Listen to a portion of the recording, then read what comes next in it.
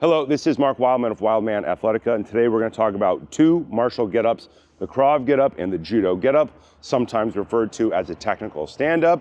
We're going to talk about these two get-ups because if you can't get up off of the ground quickly under stress, you have a hole in your athletic training that you should definitely fill. Normally, the only type of get-ups that people do are burpees. If you do CrossFit, if you're military or law enforcement, you do a lot of burpees. Burpees are useful for the military because they tend to be running, they get down on the ground with a gun, they pop up, they start moving forward again. There are a bunch of other types of get-ups that you should work on if you're not military, if you're civilian. We like to focus on the most useful get-ups first, defensive get-ups. Two get-ups that we're working on today, the Krav Get-Up.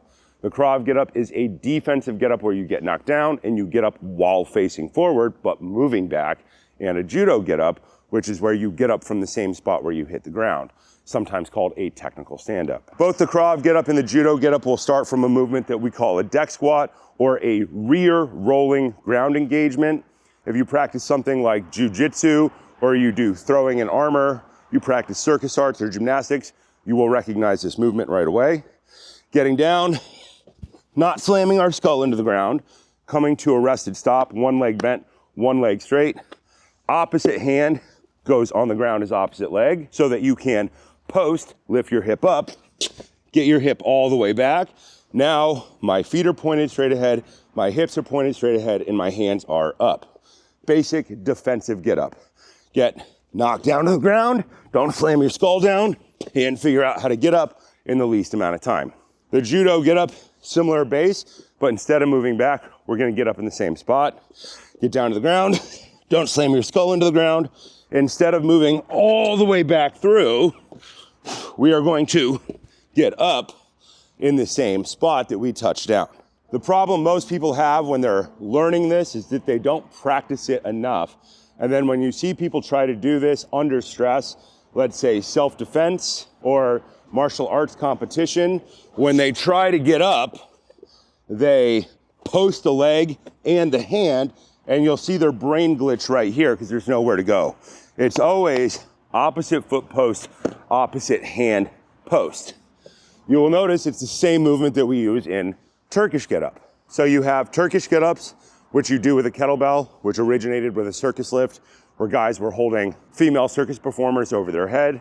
So the goal weight for that is somewhere between 120 and 140 pounds.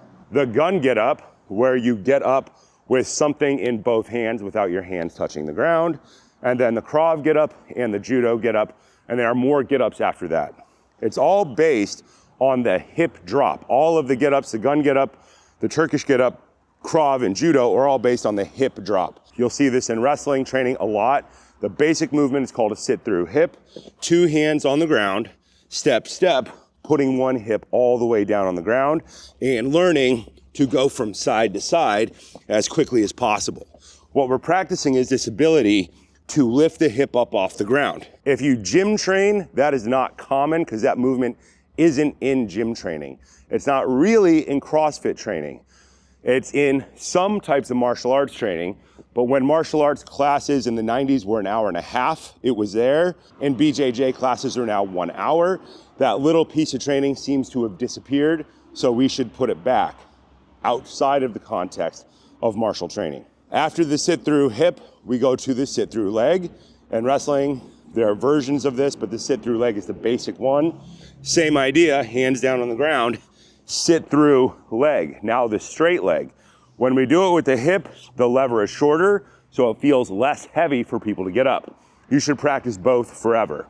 The sit-through leg to opposite hand, so we can practice this lift and getting all the way through, side to side, back and forth, side to side, and we should be equally good at doing it with both hands. There are two-handed versions of those where we keep our hands on the ground and we focus on the spinal mobility, and there are one-handed versions where we're focusing on just a hip lift and speed. Your target for speed for those is 1 rep per second. If you're doing a 20-second set, your goal is to do at least 20 reps in that amount of time. If you're doing a 50-second set, your goal is to do 50 of those in that amount of time. Normally, athletes, even well-trained ones, tend to start around 12 reps in 20 seconds and build up from there. The sit through hip, the sit through leg can then develop into the technical stand up where we get to our rock bottom squat position, back down, sit through leg, get all the way through and down. With the Krav Get-Up, you can practice it all the way from the sit up, post, lift, and then develop out from there. Sit up, post, lift, get all the way through, get back, take some of the orientation to the top out, or you can practice it from the plank position and work this step through. With any type of get-up program, your goal should be to take the complex skill, break it down into small pieces, and practice different pieces every day in your warm-up pretty much forever. You can either practice this as a warm-up, no matter what sport you do, and we have what we call a learning format for that, where we run through the exercises in order, and you run through it 4 times in, say, 15 minutes. That is a learning protocol where we're just developing the brain power to always put your hand and your foot in the right spot.